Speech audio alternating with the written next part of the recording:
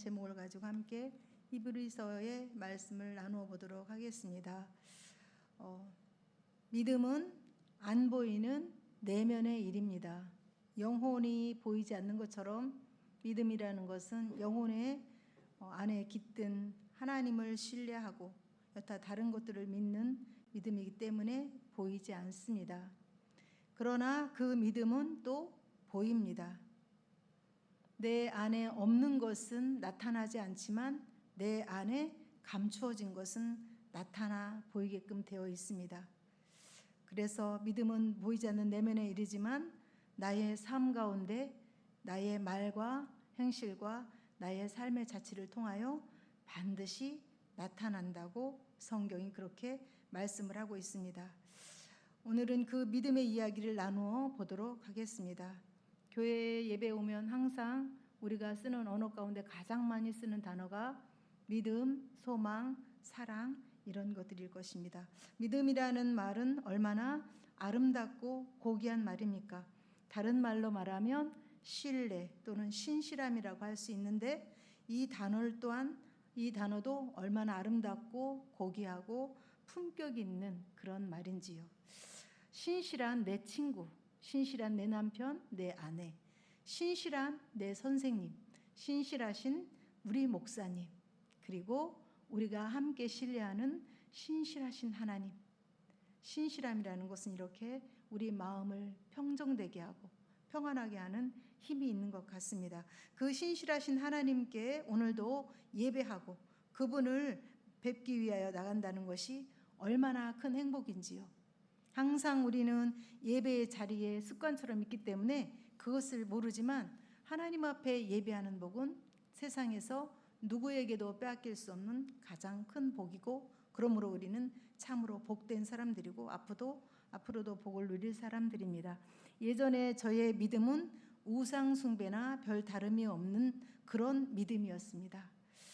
대상은 하나님이었는데 내 믿음이 우상을 숭배하는 그것과 별 다를 바가 없었다는 거죠. 나름 하나님을 아주 굳게 믿는 믿음은 있었습니다. 그러나 그 믿음은 하나님과 어쩌면 상관이 없는 믿음이었습니다. 왜 그랬을까요? 하나님을 믿기는 믿는데 그 하나님과는 상관이 없는 그분이 어떤 분인지를 알지도 못하고 알고자 하는 열망도 없고 그저 그분의 뜻을 또한 따르지 않았고 믿는 척했을 뿐입니다. 배운 그 예배를 통해서 믿는 척했을 뿐이죠. 그리고 형식적인 예배에 매여 있는 그 자리에서는 뭔가 믿는 것 같은데 그 자리를 떠나면 세상 사람과 별반 다름이 없는 그런 저의 모습을 저는 지금도 기억합니다. 여전히 내 안에 내가 살아있고 내 살아있음이 주장이 되고 고집이 되고 내가 추구하는 모든 것들에 하나님을 개입시키지 않는, 그리고 하나님은 그냥 막연한 신, 구만리장천 먼 하늘에 계신 그런 하나님, 나하고 너무나 거리가 먼 그런 하나님을 제가 믿었습니다. 그저 내가 구하는 것이나 제깍제깍 주었으면 좋겠고 이 다음 죽었을 때 나를 천국으로 인도해 주시고 내 앞으로 살아가길 평안하게 인도해 주시고 복 주기를 원하는 그런 믿음이었습니다. 지금 하나님을 바로 믿지 않는 신앙인들이 바로 그렇게 믿음을 시작할 것입니다. 그런 믿음은 믿음의 기초이기도 하지만 그런 믿음이 지속된다면 여타 다른 우상 숭배를 하거나 다른 종교인들의 그 종교성에 젖어 있는 그것과 다를 것이 없다는 거죠. 그 하나님을 믿지 않고 우상을 숭배하는 다른 종교들의 사람들 어떻습니까? 우리보다 더 훨씬 뛰어난 그런 어떤 예배라고 말한다면 그런 형식으로 나갑니다. 우리는 그렇게까지는 하지 않죠. 그들은 자기가 신앙하는 신이 누군지 관심 없습니다. 알려고 하지도 않고 알기도 어렵습니다. 그리고 그 신이 자기의 인생에 관여하는 것을 원치도 않고 그 신이 어떤 신인지 연구하지 않고 알 필요도 없고 내 소욕, 내가 원하는 것을 채워주면 그만이라고 생각하는 것이 다른 종교이고 우상 숭배입니다. 그러므로 우상은 탐심이라고 말씀하고 있는데 빼앗긴 마음인 거예요. 그냥 여러 가지 우상에 빼앗기고 세상의 여러 가지 것들에 빼앗겨서 참된 신앙을 할 수 없는 그런 상태인 거죠. 저도 그랬습니다.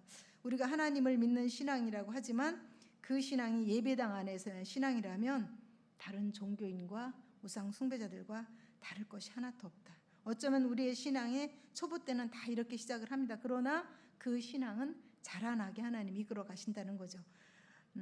저를 생각해 볼 때 무지몽매했던 저를 하나님은 많은 세월 가운데, 선생님들은 교과서를 가지고 이렇게 저렇게 가르쳐 가지만 하나님이 우리를 가르쳐 가시는 것은 우리 예배자들도 다 경험하셨겠지만 하나님은 시청각 교육보다도 더 뛰어난 삶의 현장에서 실제적으로 훈련을 시키고 하나님을 알아가게 하고 하나님을 신뢰하는 법을 가르치고 하나님이 어떤 분이신지를 우리의 삶을 통하여 나타내시는 분이십니다.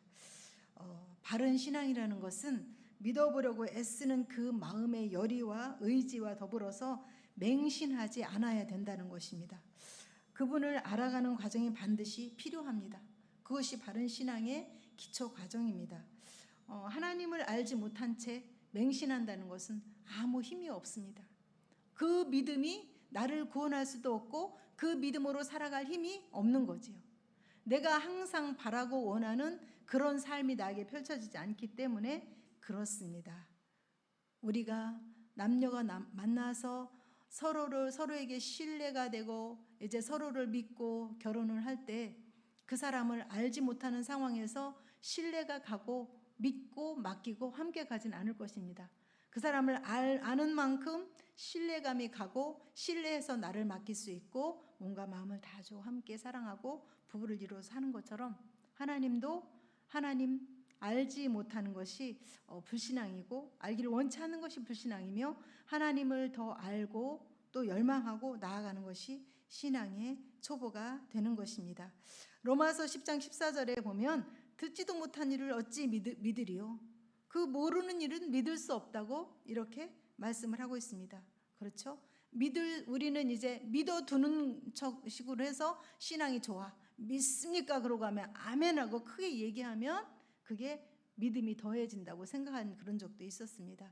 그러나 우리의 신앙은 하나님을 바로 알고 그 하나님을 바로 신뢰할 때 믿음이 쌓여져 가고 그 믿음이 바른 믿음이 된다는 것이죠. 오늘 히브리서 11장 6절에는 이렇게 말씀을 하고 있습니다. 믿음이 없이는 기쁘시게 못하나니 하나님께 나아가는 자는 반드시 그가 계신 것과 또한 자기를 찾는 자들에게 상 주시니심을 믿어야 할지니라. 믿음의 기본은 하나님이 계심을 믿는 것이 기본 원칙입니다. 하나님만이 유일신임을 알고 믿고 나아가는 것이 기본이 됩니다. 처음 신앙을 할 때는 그 하나님이 진짜일까? 이슬람이 진짜일까? 불교, 유교가 진짜일까? 이런 헷갈림이 있는 것이죠. 그러나 그렇게 혼란스러운 가운데는 믿음이 자라기 정말 어렵습니다. 유일하신 하나님, 한 분밖에 없는 하나님 인정하고 믿고 그 하나님을 따라갈 때 기초가 되는 것이죠. 그리고 그분이 당신을 찾는 자들에게 인생의 생사화복의 주관자요 상과 벌을 보상하는 모든 세상의 주관자이심을 알아야 합니다.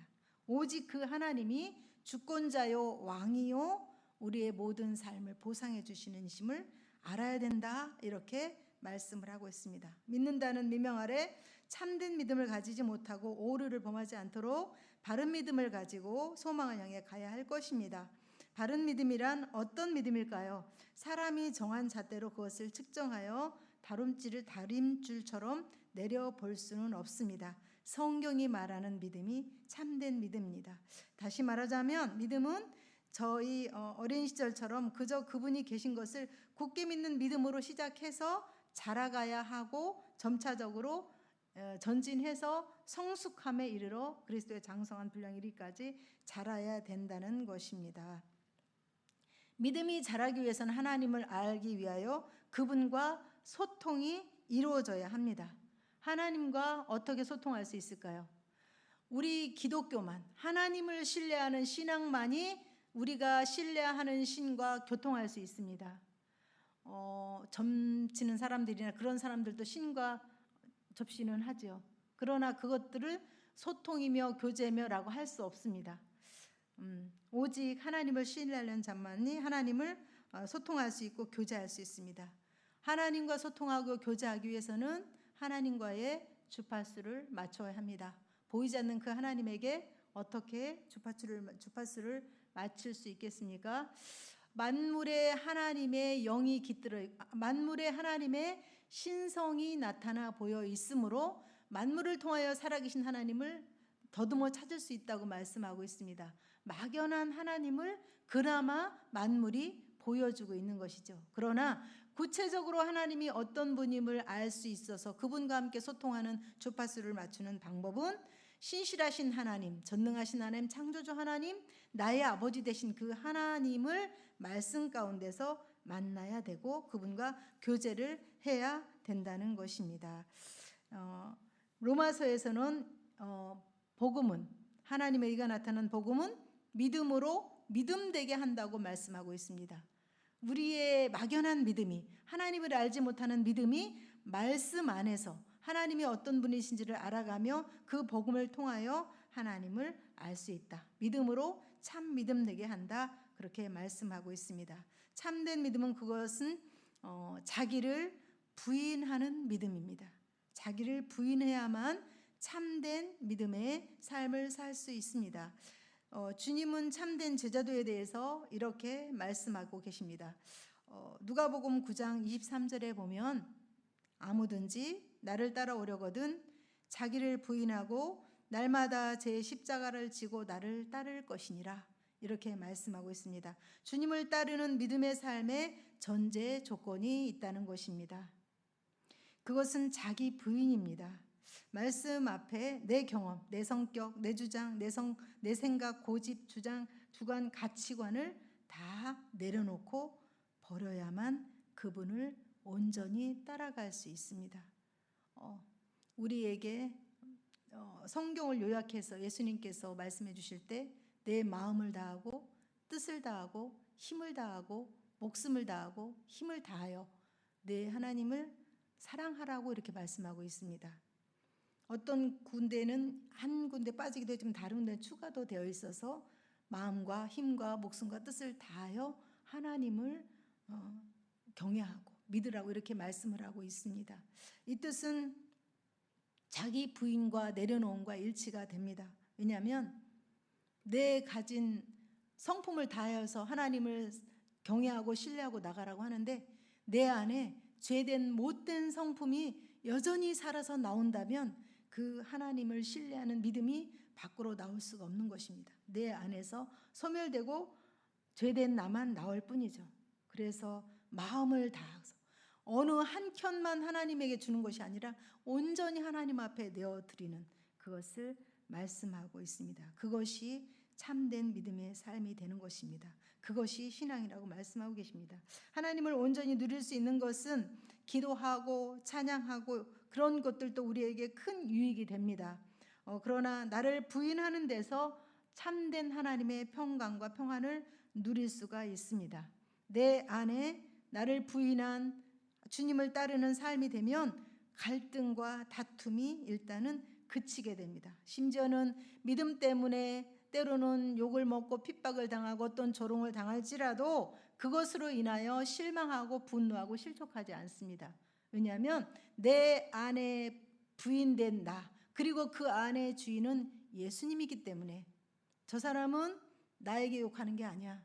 하나님이 싫고 예수님이 싫기 때문에 욕하는 거야. 하나님 들으셨죠? 하나님 앞에 올려드립니다. 그러면 그날 누구로부터 어떤 핍박과 조롱과 멸시와 천대와 무시를 당했을지라도 너끈히 잠시 불쾌한 것뿐이지 능히 이겨낼 수 있는 것이죠. 그것뿐 아니라 삶 가운데서 여러 가지 어려운 일들을 만났을 때 내 안에 내가 부인되고 주님이 주인이시라면 그 주님과 함께 어려움을 당하기 때문에 능히 넉넉히 이길 수 있는 것입니다.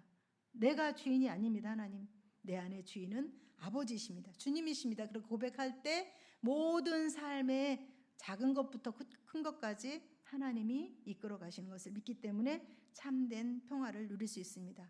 더 나아가서 우리는 어디까지 나를 부인해야 하냐면 예수님이 말씀하신 대로 제 십자가를 지고 주님을 따라가야 마땅하다고 말씀하고 있습니다. 우리의 믿음이 참 믿음이 되지 못하는 것은 나를 가만히 진단해 볼 때 예수님의 십자가를 제3자의 입장에서 믿기 때문이 아닌지 살펴봐야 합니다. 나와는 좀 동떨어진 모든 인류의 죄, 나의 죄를 위해 죽었다고 해도 예수님의 십자가가 나에겐 삼자처럼 느껴질 때, 아무리 믿는다는 믿음의 고백을 하고 성경을 많이 읽고 기도를 많이 해도 그 믿음은 참된 믿음이 될 수 없습니다. 모든 나의 죄를 예수님한테만 덮어 씌우고 십자가에 못 박고 그 십자가가 자기의 몫인 줄을 모르고 인정하지 않고 원하지 않으면서 자기가 그 십자가에 죽어지기를 부인할 때, 죽어지지 않을 때 그 주님을 온전히 따를 수 없는 것입니다. 예수님이 십자가에 나의 모든 죄를 지고 죽어주셨으면 감사합니다. 땡큐. 그리고 그것으로 끝이라면, 그것만 내가 그냥 보고 간다면 그 믿음은 온전할 수 없습니다. 나의 모든 죄를 지신, 나 때문에 죽으신 그 주님의 십자가를 본받아서 그 주님의 십자가 밑에 나를 부인하고 내 안에 있는 나를 죽이는 십자가를 날마다 지고 가야 합니다. 그 믿음을 살기 위해서는 주님은 분명히 우리에게 그렇게 말씀하고 계십니다. 날마다 제 십자가를 지고 나를 따를 것이니라. 내가 너를 위하여 죽었는데 그것은 너희 죄 때문임을 안다면 내가 죽은 것처럼 나를 본받아 너도 십자가에 못 박아야 한다는 것입니다. 내 죽은 십자가를 지지 않으면 주님을 온전히 따를 수 없습니다. 그것도 날마다라고 말씀을 하고 있습니다. 그러므로 우리가 흔히 알고 있었던 내 십자가는 내가 감당하기 어려운 내 가정에, 내 인생에 어려움도 물론 십자가일 수 있습니다. 그러나 주님이 우리에게 제 십자가를 지고 날마다 자를 부인하고 나를 따르라는 말씀은 너를 죽이고 너를 부인하고 너를 십자가에 못 박고 날마다 나를 따르는 것이 온전한 것이라고 그렇게 말씀을 합니다. 이상한 복음이 아닌 것을 아시겠죠? 그러면 만약에 이 말씀이 맞지 않는 것 같다면, 그렇다면 그분의 십자가만 믿고 나는 전혀 그 십자가에 상관이 없는 그런 삶을 산다면 그것이 과연 바른 믿음일까요? 그렇지 않습니다. 십자가를 막연히 믿어서는 그 십자가의 능력이 나의 삶에 나타나지 않습니다. 내가 죽어질 때, 내 안에 주인과 주권자와 왕인 그 예수님을 확실히 인정할 때, 나를 부인할 때 우리가 믿음의 능력이 나타나고 믿음으로 살아갈 수 있는 힘이 있고 경건의 능력을 갖출 수 있습니다. 심지어는 원수 마귀와의 싸움에서도 예수님의 이름으로 물러가라, 예수님으로 명하노니 물러갈지어다, 이렇게 외치는 것과 동시에 내 안에 내가 살아있으면 그 마귀 잘 물러가지 않습니다. 그 마귀와의 한판승뿐 아니라 우리의 삶의 습관 가운데 많은 중독들이나 잘못된 습관 같은 것도 예수님의 이름으로 명하노니 이 습관은 떠나갈지어다, 술, 담배 여러 가지 것들에 대해서 명한다고 그게 그렇게 쉽지 않습니다. 모든 중독이었던 마귀였던 그 싸움의 승부는 내가 죽어져야, 그리고 예수님을 바라볼 때 이길 수 있는 것입니다. 진정한 내 십자가는 날마다 그 예수님의 십자가가 나의 죽음임을 인정하고 내가 죽은 십자가를 지고 그분 뒤를 온전히 붙잡는 것입니다. 나를 부인하고 살아가는 것입니다. 그분을 온전히 따르기 위하여 어떻게 참된 믿음의 삶을 살아갈 수 있는지에 대해서는 오늘 본문의 말씀에서 히브리서 11장 1절의 말씀에서 보면 믿음은 바라는 것들의 실상이요 보이지 않는 것들의 증거라고 이렇게 말씀을 하고 있습니다. 조금은 이 말씀이 이제껏 난해한 구절로 이렇게 남아 있습니다. 믿는다는 것은 어떤 것인가를 확실히 믿음에 대해서 말씀해 주고 있는 것입니다. 믿음은 바라는 것들의 실상이요 보이지 않는 것들의 증거는 무엇입니까? 믿음은 내가 믿는 바를 추구하고 나아가는 것이라고 말하는 것입니다. 다시 말하자면 믿는 바대로 실제로 현실 가운데 일상 가운데 살아가는 것을 말씀하고 있습니다. 믿음과 삶의 방향성이 같고 믿음 따로 삶 따로가 아니고 믿음과 삶이 일치됨을 말씀을 하고 있는 것입니다. 그래서 그 믿음이 실제가 된 것을 믿음은 바라는 것들의 실상이요 이렇게 말씀하는 것입니다. 믿는 바를 진짜로 실제로 살아가는 것입니다. 그래서 그 다음 구절에서 받쳐주기를 보이지 않는 내 안에 있는 믿음이 실제로 믿는다는 증거가 되어 밖으로 나타나게 된 것이라고 이렇게 말씀하고 있습니다. 믿음은 내 안에 있는데 그 믿음이 보이지 않지만 내가 그 믿음을 추구하고 그 믿음을 살아갈 때 보이지 않는 증거가 나타난다고 이렇게 말씀할 수 있습니다. 믿음은 바라는 것들의 실상이요 보이지 않는 것들의 증거이다.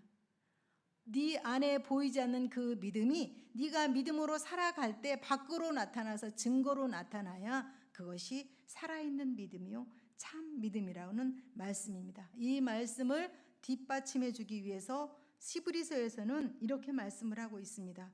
천지창조를 들어 보이는 피조물은 나타난 것으로 인한 것이 아니라 보이지 않는 하나님이 계심을 만물이 증거로 보여주고 있다라고 말씀을 하고 있습니다. 보이는 것은 우리가 보고 있는 이 만물은 보이는 그것으로 말미암아 된 것이 아니라 보이지 않는 하나님이 그렇게 나타냈다는 것을 통해서 너 안에 있는 그 믿음도 밖으로 드러나 보여서 증거가 있어야 참된 믿음이라는 것입니다. 눈 위를 걸어갔다면 반드시 발자취가 남게 되어 있습니다. 이 말씀을 한때 오해해서 믿음은 아직 이루어지지 않는 내가 추구하고 내가 가지고 있는 어떤 소원, 바라는 바를 굳게 믿고 하나님 앞에 때를 쓰고 금식하고 철야하고 끝까지 그가 이루어질 때까지 바라보는 것이라고 히브리서 11장 1절을 오해한 적이 있었습니다. 그것도 약간은 일리가 있는 말씀입니다. 그러나 그 말씀에 근거하지 않은 나의 바램, 나의 소원, 나의 떼씀 그런 것들은 영원히 이루어지지 않습니다. 그래서 많은 믿는다고 시작했던 사람들이 또 많은 사람들이 실족하는 경우가 바로 이런 믿음 때문에 그렇습니다. 어떤 믿음입니까? 내가 원하고 바라고 뜻하는 바대로 하나님이면 고까짓 것도 못 이루어 주시나요? 내가 이렇게 열심으로 눈물을 흘리고 간구하고 소원하고 올렸다면 들어주셔야지요. 이러다가 하나님이 그것을 이제 거절하시거나 들어주지 않고 그것이 이루어지지 않을 때 믿음을 내팽개쳐버리는, 지금 우리 주변에서 전도하면서 또는 사람들을 섬기면서도 그런 일을 우리는 많이 만납니다. 하나님을 믿고 기도해야 합니다. 이렇게 이제 권면을 하면 저 이제 기도 안 할 거예요. 왜냐면요, 제가 그렇게 간구하고 애원했는데 손톱만큼도 들어주지 않았어요. 그래서 저 안 믿기로 했어요. 기도 안 하기로 했어요. 그렇게 말을 하는 것을 들어본 적이 있을 것입니다. 무지의 소치인 것입니다. 또 그렇게 말씀을 해석하면, 그런 히브리서 11장 1절을 그렇게 말씀을 해석하면 히브리서가 말하는 믿음의 장 11장이 뒤죽박죽이 되고 문맥이 맞지 않는 말씀이 됩니다. 이 말씀 후에 히브리서는 그 말씀에 근거하여 믿음의 선진들을 열거하고 있습니다. 히브리서 11장은 이렇게 믿음에 대해서 말씀하고 그 끝절까지 믿음을 앞서간 선진들이 믿음으로 살아갔던 발자취를 드러내 보여주고 있습니다. 그들이 살아갔던 것은 세상에서 주는 어떤 세계관, 관점, 그들이 대세를 따라서 어떤 권력과 돈을 따라서 여러 가지 일들을 따라서 움직여서 살아갔던 것이 아니라 그들의 발자취는 믿음으로 선택하여 간 발자취이다. 대표적으로 아브라함이 갈 바를 알지 못하고 갔을 때 그것은 순전히 믿음 때문에 간 것이지 갈 바를 알지 못하고 간 건 얼마나 어려운 일입니까? 눈을 가려놓고 앞에 가라, 여기 지금부터 서울까지 가라고 하는 것과 똑같은 얘기인 거죠. 그러나 그는 믿음으로 그 길을 걸어갔습니다. 그리고 끝까지 계속해서 이 믿음으로 살아갔던 사람들의 발자취를 열거하고 있습니다. 그 사람들은 얼마나 많은 환난과 고초가 있었지만 아랑곳하지 않고 믿음을 삶을 살아갔던 것이죠.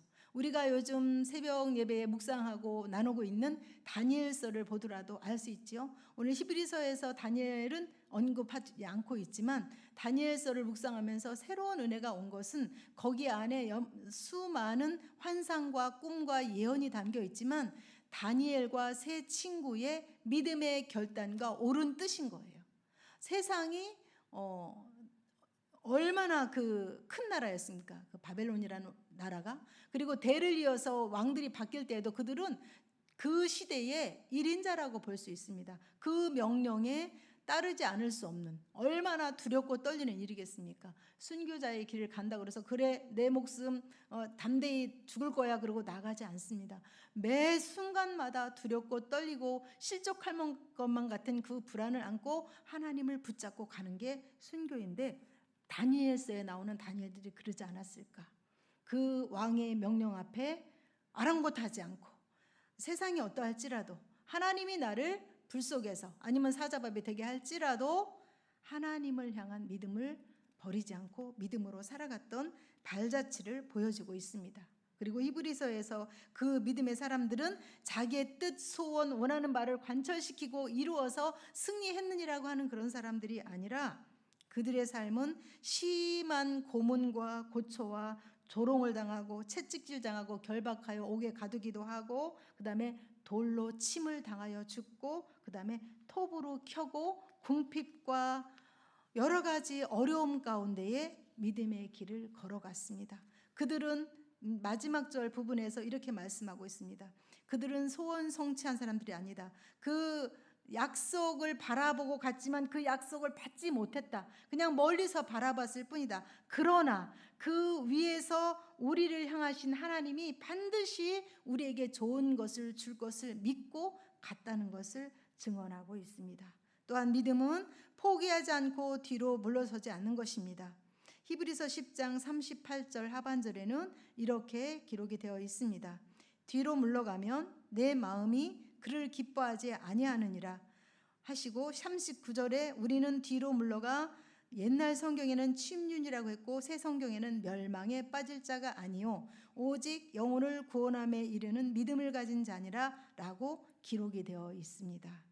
믿음은 뒤로 물러가는 것이 아닙니다. 한번 선택한 믿음을 이런저런 일로 인하여 뒤로 물러가서 포기하고 그냥 믿지 않는, 그리고 믿지 않을 때 오는 그 안일함, 태만함, 잠시 잠깐의 어떤 그런 우연을 통해서 그걸 버릴 수 있는 사람들이 아니라는 것입니다. 그것을 버리고 뒤로 물러가서는 안 된다라고 말씀하고 있습니다. 히브리서의 당시 상황은 극한 환난의 때임을 우리가 알 수 있습니다. 그러나 그 믿음을 포기하고 물러가서 얻을 수 있는 것이 무엇이겠습니까? 환난 때에 내 목숨을 구걸하기 위해 믿음을 부인하고 뒤로 물러간다면 육체의 생명은 구원받았을지 모르겠지만 영원한 멸망의 길이 있다고 말씀을 하고 있습니다. 믿음도 에너지가 필요합니다. 무엇보다 믿음에는 에너지가 필요합니다. 우리가 이제 우주선을 쏠 때 보면 대단한 그 위력을 가지고 이제 이 지구를 박차고 올라갈 때 그 추진력을 우리가 볼 수 있죠. 그것 같은 힘이 우리에게 필요합니다. 이 혼란스럽고 환란의 때를 이기고 우리가 영원한 천국과 영생과 그 하나님과 함께하는 보상을 누리기 위해서는 그런 추진력 있는 에너지가 필요하다는 겁니다. 로켓 우주선이 중력을 저항하고 쏘아 올린 것처럼 우리도 내 다리를 끊임없이 묶어매고 주저앉히려고 하고 포기하게 하고, 내 현실은 하나님이 나에게 주신 것보다 훨씬 더 어렵고 막막하고 답답할 때, 그럴지라도 우리는 믿음을 잃지 않고 그 주님을 바라보고 가는 것이 믿음이라고 말씀하고 있습니다. 또 믿음은 연합입니다. 그분과 같이 연합한 일치가 되는 것을 믿음이라고 말씀을 하고 있습니다. 믿음이라는 것은 그분과 같아지는 것입니다. 그래서 믿음의 조상이었던 그 아브라함을 그 믿음으로 인하여 하나님의 벗이라고 칭했던 것입니다. 예를 들어서 우리의 믿음이 어떤 것이냐라고 한다면, 막연히 그 하나님을 믿는 것을부터 시작해서 참된 믿음은 자석을 따라서 철가루가 움직이고 따라 도는 것처럼 하나님에 의하여 완전히 움직여지는 그 연합을 믿음이라고 말씀을 하고 있습니다. 그리고 히브리서 10장 38절에는 오직 나의 의인은 믿음으로 말미암아 살리라. 뒤로 물러가면 내가 기뻐하지 않는다. 하박국서의 말씀을 통해서 이렇게 말씀을 하고 있습니다. 나의 의인은 믿음으로 말미암아 살리라. 저도 예전에 이 말씀을 친히 들었던 적이 있었는데, 그때는 무슨 일이 있었냐면, 제가 교회 안에서 정말 신실하다고 믿었던 그 어떤 사람으로부터 엄청난 상처를 받고 제가 많이 힘들었습니다. 그래서 상처를 받고 막 죽어버리고 싶을 만큼 하나님 앞에 떼를 쓰고 그렇게 했을 때 하나님께서 분명한 음성으로 말씀했습니다. 오직 나의 의인은 믿음으로 말미암아 살리라. 그때 저에게 느껴졌던 것은 뭐냐면, 그는 그럴지라도, 세상은 어떠할지라도, 세상은 어떤 논리에 의하여 움직일지라도 너는 믿음으로 살아야 돼. 하나님을 바라보고 가야 돼 라고 말씀을 하셨습니다. 그래서 지금은 우리가 사는 세상이 얼마나 혼란하고 미혹의 시대인지 알 수가 없습니다. 무엇이 옳은지 고른지를 모를 정도로 혼란케 하는 지금 시대가 바로 이러한 때입니다. 그때 세상은 흔들리고 사람들은 주님을 떠나고 그리고 믿음을 포기할지라도 우리는 그 믿음을 끝까지 지키고 가야 한다는 것입니다. 사도 바울의 자기가 믿음을 고백하고 달려갔던 그 길을 이제 말씀을 읽고 마치도록 하겠습니다. 빌립보서 3장 10절에는 내가 이미 이루었다 함도 내가 얻었다 함도 아니요 온전히 이루었다 함도 아니라 형제들아 내가 잡은 줄로 여기지 아니하고 오직 한 일 즉 뒤에 있는 것은 잊어버리고 표대를 향하여 그리스도 예수 안에서 하나님이 부르신 부름의 상을 위하여 달려가노라. 어디까지 이르렀든지 그대로 행할 것이라고 그렇게 말씀하고 있습니다. 내가 초보 믿음이라면 더 전진해서 가야 될 것이고, 내가 성숙한 믿음이야, 나는 진짜 이제 많이 성숙했어, 사람을 대할 때나 세상 모든 일을 대할 때나 나는 믿음의 사람이야 라고 해도 끝까지 그 길을 표대를 향하여 갈 뿐이지 이만하면 됐네 라고 할 수 없다고 말씀하고 있습니다. 그러므로 이 시대를 살아가는 우리 앞에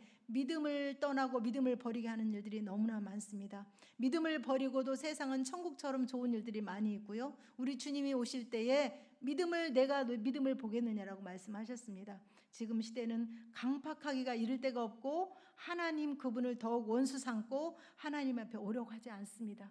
그런데 우리가 믿음의 삶을 살기는 어쩌면 내가 잘못 살고 있는지도 몰라 라고 혼란스러울 때도 있습니다. 그러나 신실하신 하나님이 자기를 찾는 자에게, 믿고 온 나에게 반드시 상 주실 것을 믿고 믿음으로 함께 가는 저와 여러분이 되기를 바라고 말씀을 마치도록 하겠습니다.